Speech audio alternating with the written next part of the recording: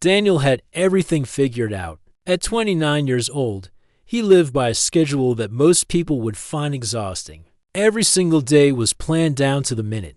Wake up at 5 in the morning, no exceptions. Spend 3 hours writing code for his software company. Hit the gym by 8, then work straight through until midnight, sometimes later. His apartment was tiny, just one room with a bed and a desk, but he didn't care. Every dollar he saved went straight into his business. He had a notebook where he'd written his goals. Year 1, build the product. Year 2, get customers. Year 3, find investors. Somewhere around year 8, maybe think about dating seriously. He'd actually written that down. Year 8, as if life worked like a project timeline. His friends thought he was crazy. His family worried about him, but Daniel didn't mind. He knew what he wanted, and he had a plan to get there. No distractions, no detours, just pure focus on building something that mattered. That Tuesday started like any other day. He coded through the morning, handled client calls in the afternoon, and was ready to head home when his business partner stopped by his desk. Ryan was the opposite of Daniel in every way. Where Daniel was all structure and discipline, Ryan was spontaneous and social. They made a good team, but sometimes Ryan's ideas drove Daniel absolutely crazy. There's this networking thing tonight, Ryan said, already knowing Daniel would say no. Art gallery downtown. Free food, potential clients, you know the drill. Daniel was already shaking his head. I've got work to finish. You always have work to finish. That's the problem. Ryan pulled up a chair. Look, I know you've got your whole monk routine going on, but we need to network. Real human interaction. Remember what that is? Daniel sighed. He hated these events. Small talk with strangers, pretending to care about abstract paintings, eating tiny sandwiches that never filled you up. But Ryan had a point. They did need connections. Their startup was at that crucial stage where the right introduction could change everything. Fine. Daniel said, but I'm leaving in 47 minutes. Exactly. Ryan laughed. Of course you've already calculated it. Why 47? Because that's the minimum time to make meaningful connections without wasting the evening. You're insane. You know that? Focused, Daniel corrected. There's a difference. The gallery was packed when they arrived. Modern art covered the walls, the kind that Daniel never really understood. A sculpture made of old bicycle parts. A canvas that was just red paint with one blue dot. People stood around with wine glasses, nodding seriously and using words like bold and provocative. Daniel checked his watch. 47 minutes starting now. He worked the room efficiently, shaking hands, exchanging business cards, giving his elevator pitch about the software. It was going fine. Boring, but fine. He was actually ahead of schedule when he decided to grab some water from the bar. That's when the crowd shifted, and he saw her. She was standing near the corner, surrounded by a small group of people who all seemed completely absorbed in whatever she was saying. She had paint on her hands, actual dry paint under her fingernails, and smeared on her wrist. Her earrings didn't match. One was a small silver hoop, the other a dangling turquoise stone. Her hair was pulled back messy, like she'd done it quickly without checking a mirror. She wore paint-splattered jeans and the simple black shirt that probably cost $10. Everything about her was the opposite of planned. She was laughing at something. Her whole face lit up with genuine joy, not the polite networking smile everyone else wore. There was an energy around her, something Daniel couldn't quite name. It was like she belonged to a different world, one that didn't run on schedules and spreadsheets. He told himself to look away. He checked his watch. 32 minutes left. Stay on schedule. Get the water. Make 2 more connections. Leave. Simple. But then she turned. Their eyes met across the room, through all the people and conversations and clinking glasses. And she smiled. Not the nice-to-meet-you smile you give strangers at networking events. This smile was different. It was knowing. Like she could see right through his expensive watch and his carefully ironed shirt. And his 47-minute plan. Like she knew something about him that he didn't know about himself. And then she started walking toward him. Daniel felt his heart rate pick up, which was ridiculous. He ran 5 miles every morning, His resting heart rate was 58 beats per minute. He didn't get nervous, but watching her walk through the crowd toward him, he felt something shift in his chest. She walked like she had all the time in the world. Not rushed, not slow, just present. People naturally moved out of her way. She kept her eyes on him the whole time, that slight smile still on her lips. 20 feet away. 15. 10. Daniel realized he was holding his breath. He forced himself to breathe normally.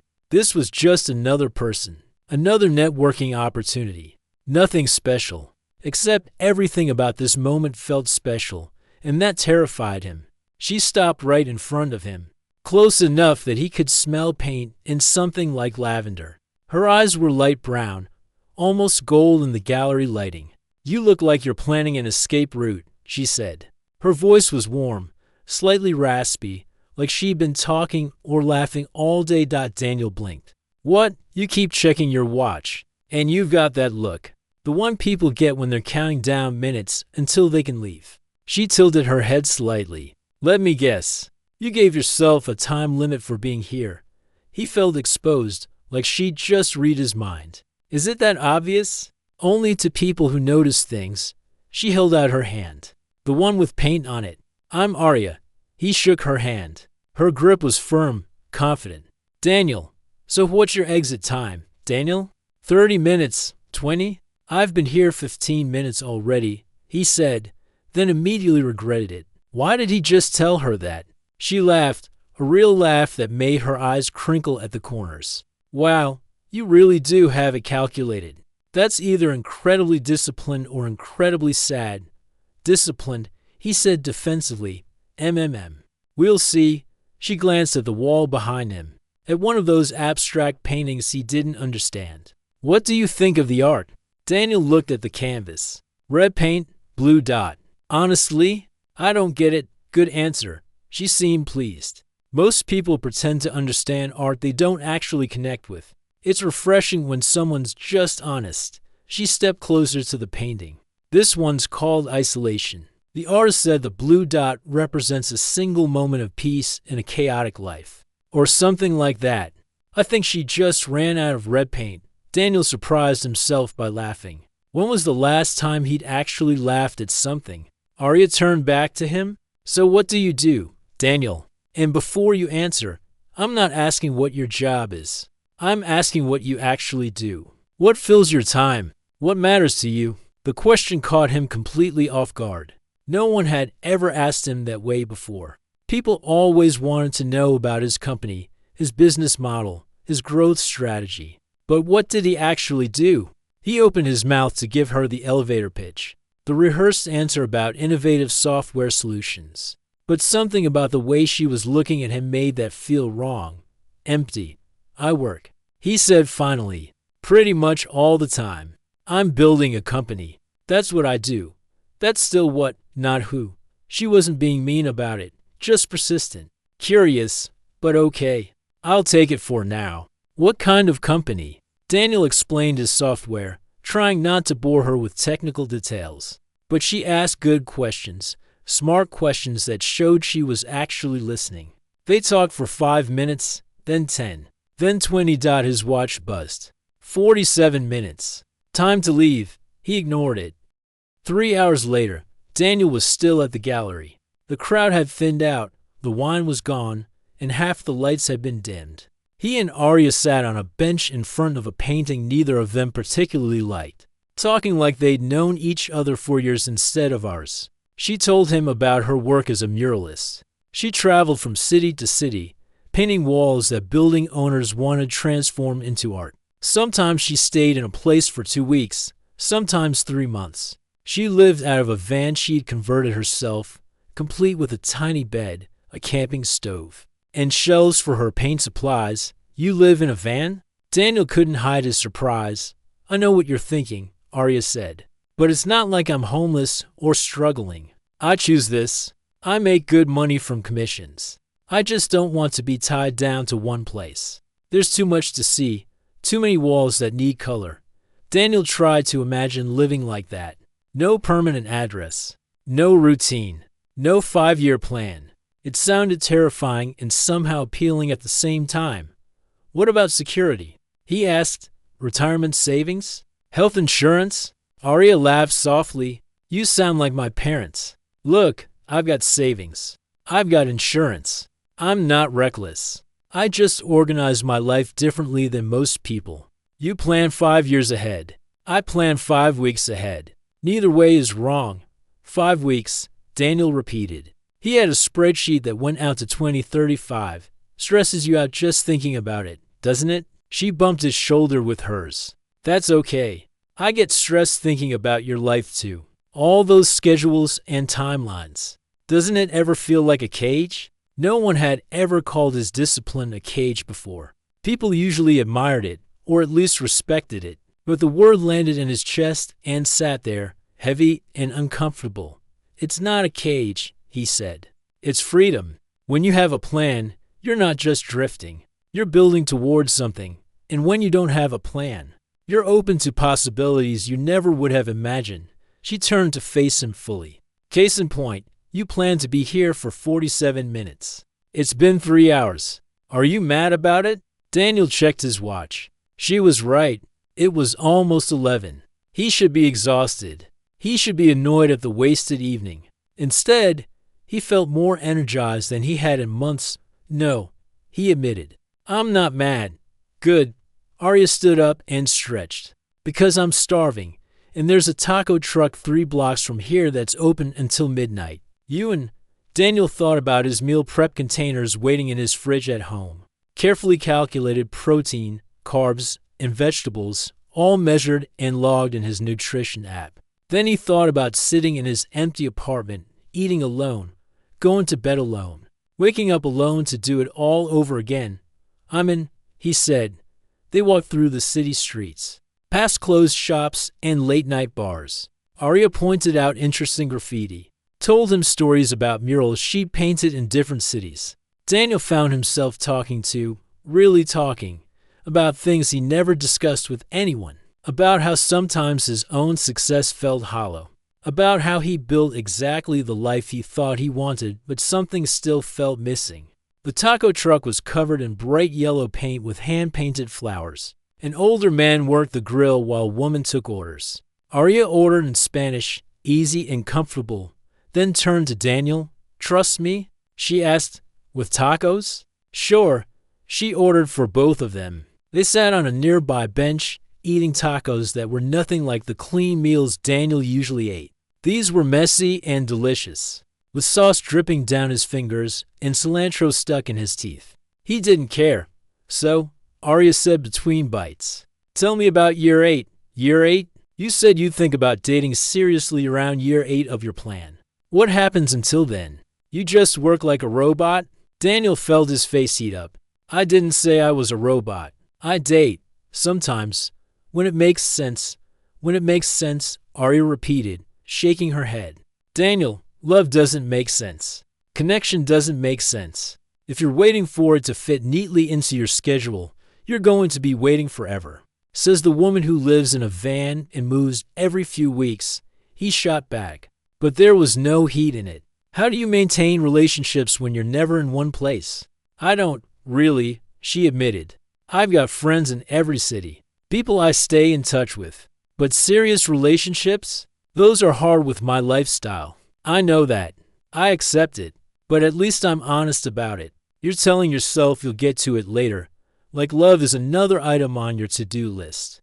They finished their tacos in silence, but it wasn't uncomfortable.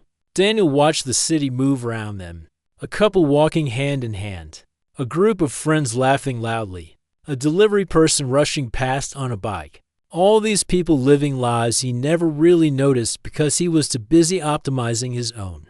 I've got a project starting this weekend, Arya said suddenly. Community mural on the east side.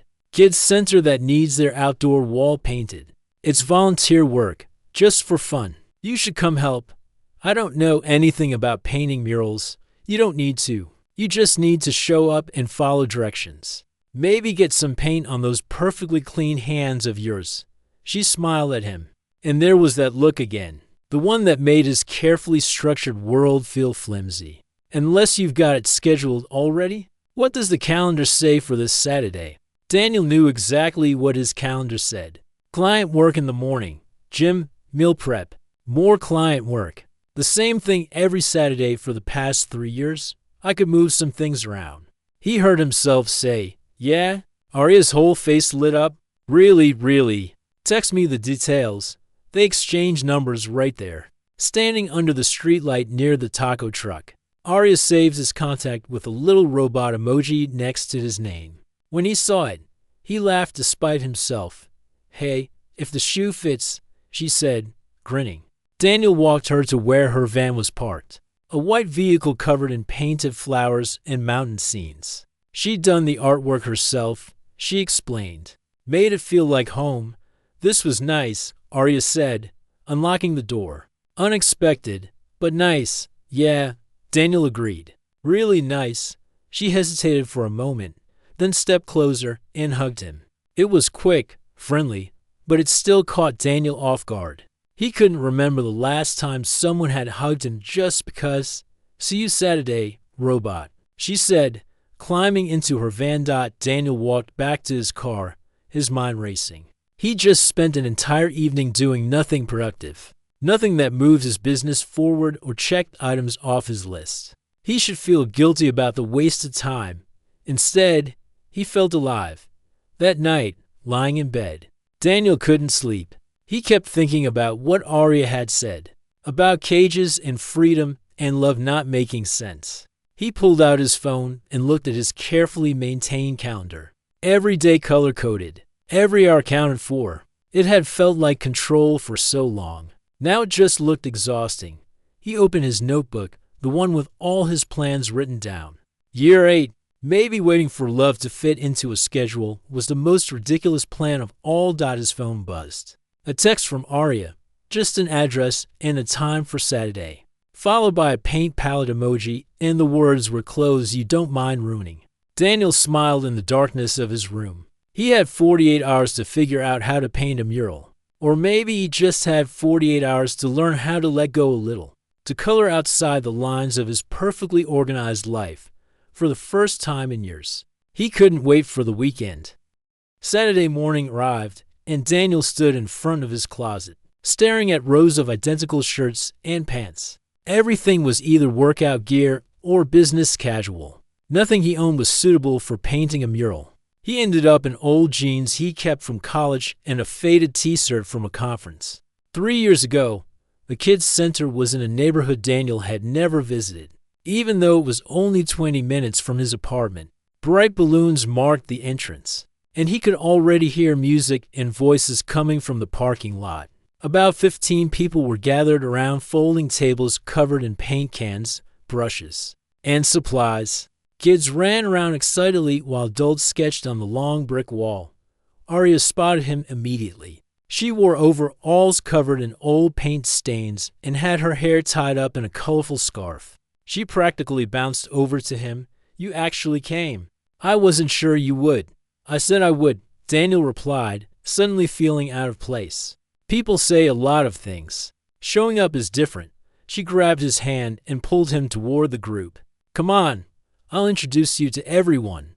The next hour was a blur of names and handshakes. There was Carlos, who organized the project. Two sisters, Jamie and Beth, who'd been volunteering here for years. A quiet guy named Tom who turned out to be an incredible artist. Parents with their kids, college students, retirees. All these people giving up their Saturday to paint a wall for free. Arya had designed the mural. A massive scene of a neighborhood coming together. Buildings, trees, people, a sunrise in the background.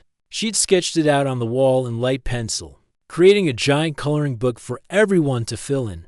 "You're on the sunrise," Arya told Daniel, handing him 3 shades of orange and yellow. "Start with the lightest color and blend toward the darker ones. Don't overthink it. Just paint. Don't overthink it." That was like telling him not to breathe. But Daniel picked up a brush and started anyway. The first few strokes felt awkward, clumsy. The paint dripped. His lines weren't straight.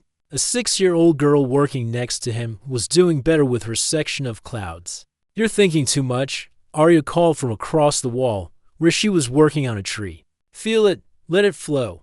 Daniel wanted to argue that painting required precision and technique, but he stopped himself. This wasn't coding. There was no right answer, no optimal solution. It was just color on a wall dot, so he stopped thinking and just painted.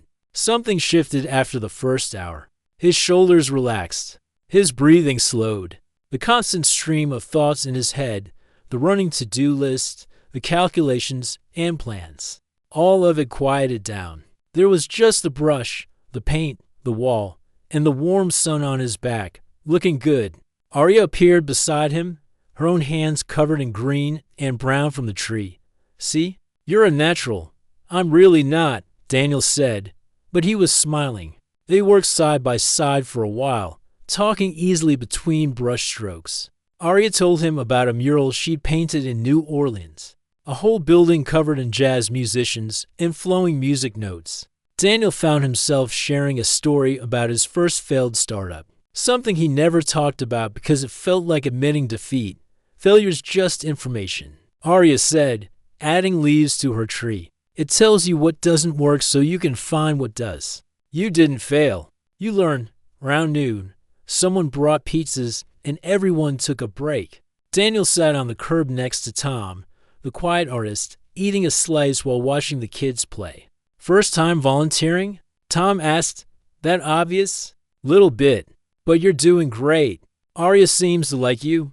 Daniel glanced over at Arya, who was showing a group of kids how to blend colors. "We just met a few days ago." "Yeah, but Arya's got good instincts about people. If she invited you here, she sees something worth knowing." Tom took another bite of pizza. "Fair warning, though, she's a tornado. Wonderful, creative, full of life. But she doesn't stay in one place long. Just so you know." Daniel already knew that. Arya had been clear about her lifestyle, but hearing someone else say it made it feel more real, more immediate. The afternoon flew by.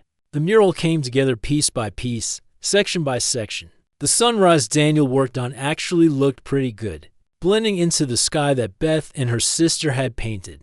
The neighborhood scene grew vibrant and alive, exactly like Arya had envisioned it by late afternoon.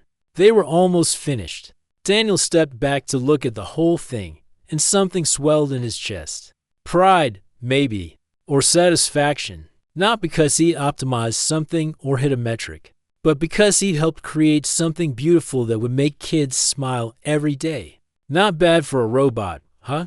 Arya appeared beside him, paint in her hair, on her face, all over her overalls. Not bad at all, Daniel agreed.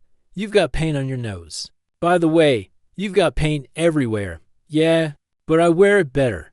She bumped his shoulder with hers, the same gesture from the gallery. It was becoming their thing. As the sun started setting, the group gathered for photos in front of the finished mural. Carlos gave a short speech thanking everyone. Kids posed proudly in front of the sections they'd painted. Daniel found himself in the group photo, Arya's arm around his shoulders, both of them grinning like idiots. Later, as people packed up supplies and said their goodbyes, Arya approached Daniel with that look again, the one that meant his schedule was about to be disrupted. "So there's this thing tomorrow." She started. "Of course there is. It's an open mic night at this little coffee shop. Poetry, music, whatever. Totally low-key. I'm reading some stuff I wrote. Would be cool if you came."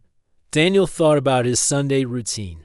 Meal prep for the week. Review project timelines. Answer client emails. The same thing every Sunday.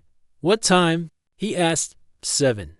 "But come at 6 and we can grab dinner first." "Okay," Arya blinked. "Really? Just like that? No checking your calendar or calculating optimal time usage. Just like that." She studied his face for a moment, then smiled. "Who are you and what did you do with the guy from the gallery?" "Maybe he's still here," Daniel said. "Just learning to paint outside the lines a little."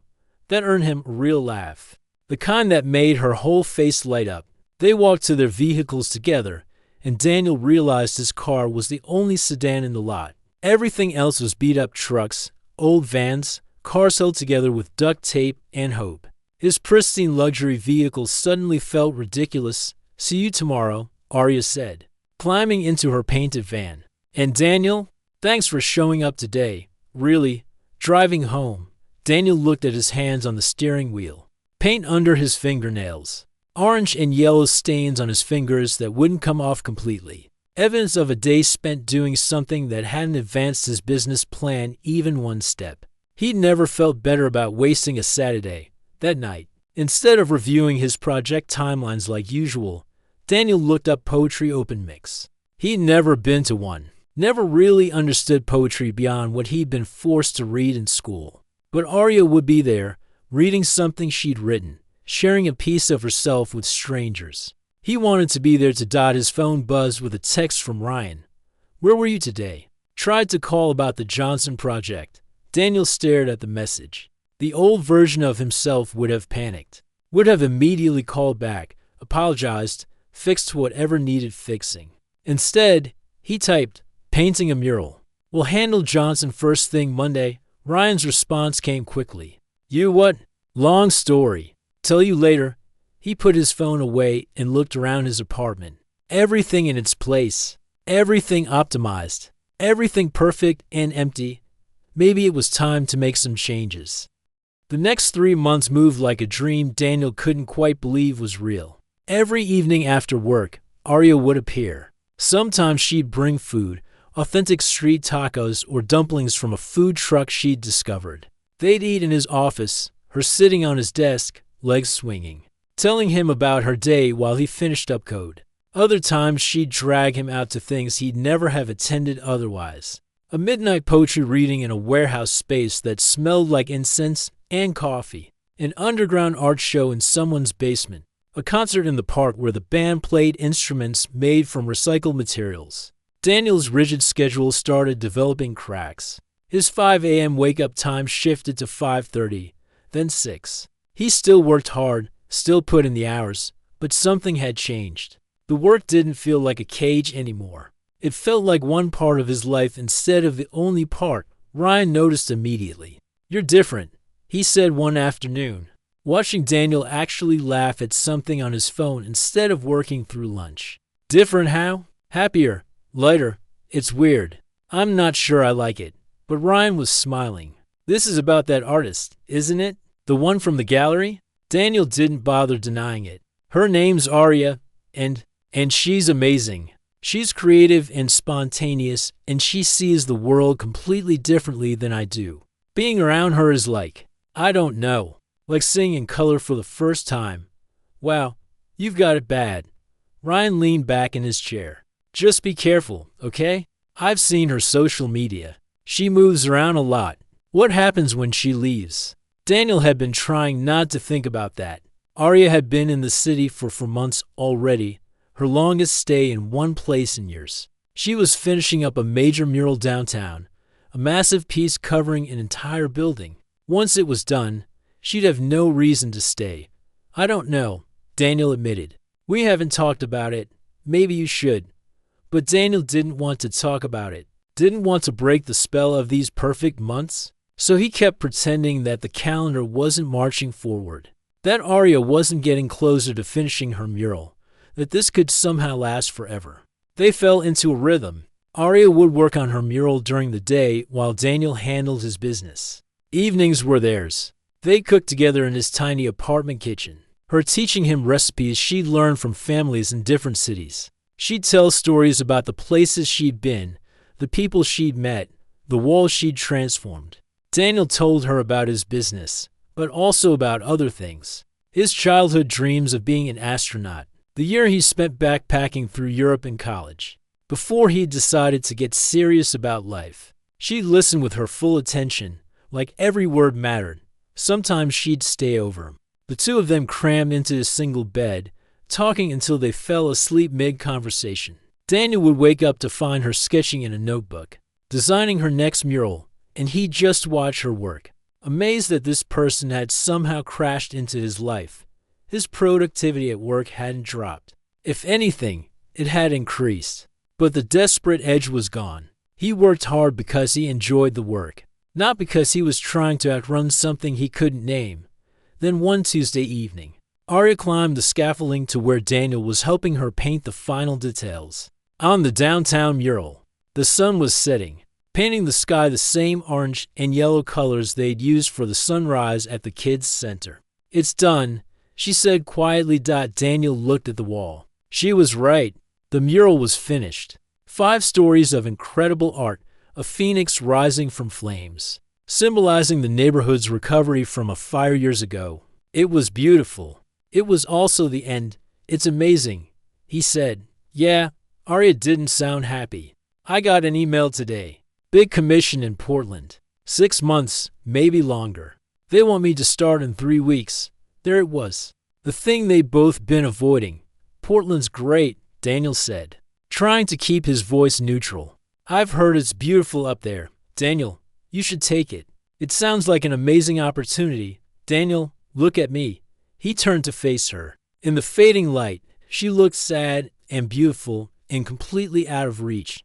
"Come with me," she said. The words hung in the air between them. Daniel's mind immediately started calculating. His investors were based here. His team was here. His whole business was built in this city. He couldn't just leave. "Arya, I can't. The business, my team, everything is here. So we do long distance. I'll visit when I can. You can come up on weekends." They both knew how that would end. The calls getting shorter, the visits less frequent, the slow fade until they were just people who used to know each other. Or, Arya continued, her voice smaller now, "You could set up remote work. Come to Portland. Your partner could handle the day-to-day stuff here. You could visit when needed. People do it all the time. For 6 months? That's not realistic. We're at a crucial stage. The investors, the product launch, it's all happening now. There's always going to be something crucial happening. There's always going to be a reason to stay." She wiped her eyes quickly, angry at herself for crying. "I'm not asking you to give up your business. I'm just asking you to consider that maybe there's more to life than optimizing every single decision. That's not fair, isn't it? You've got your whole life planned out like a military operation. Year 8, remember? Maybe fit in a relationship when it's convenient. I'm not convenient, Daniel. Love isn't convenient." They climbed down from the scaffolding in silence. On the ground, Arya turned to face him. "I'm leaving in 3 weeks. I'd really like you to come with me, even for part of the time.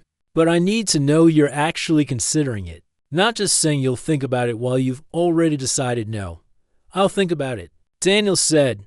Arya's face fell. "You've already decided." "I didn't say that. You didn't have to."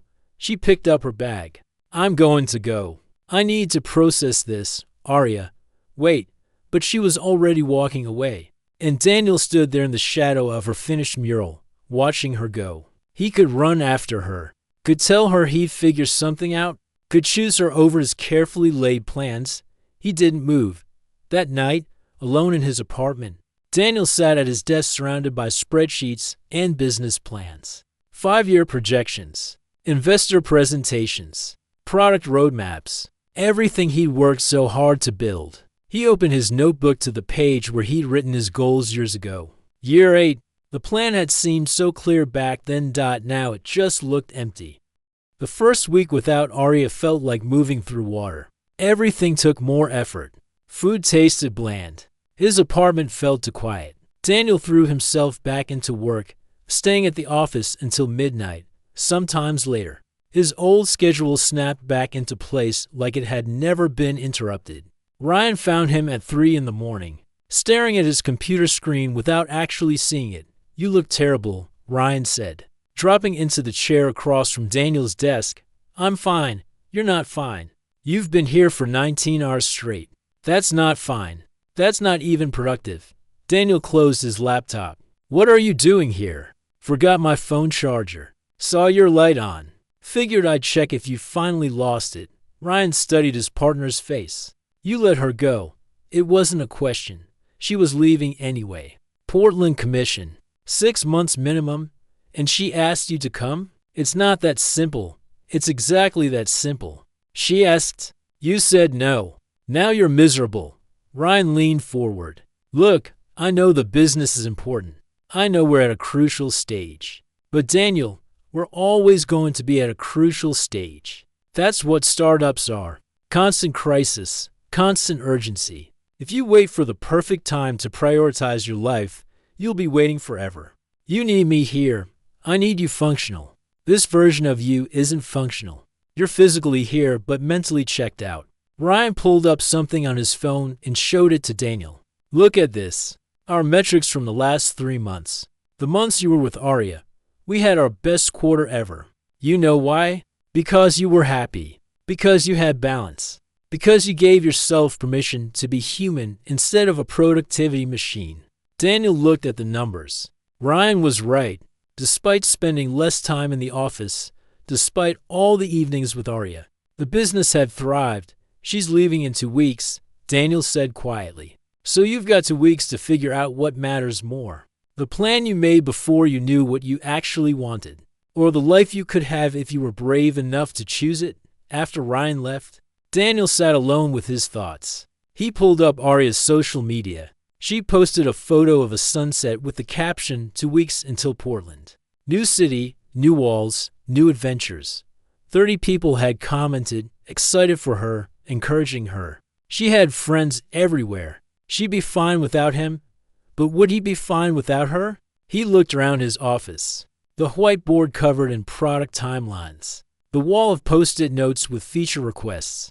The half-empty coffee cups and the spare clothes he kept for all-nighters. This had been his whole world for 3 years. When had it started feeling like a prison?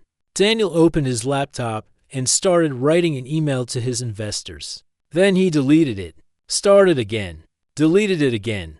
How do you explain to people who trusted you with their money that you need to step back, that you need to build a different kind of life? His phone buzzed. A text from Arya. Just a photo of the kids' center mural they painted together. The colors bright in the morning sun. No words, just the image. Daniel felt something crack open in his chest. He called her. It rang 4 times before she answered. Hey, her voice was careful, guarded.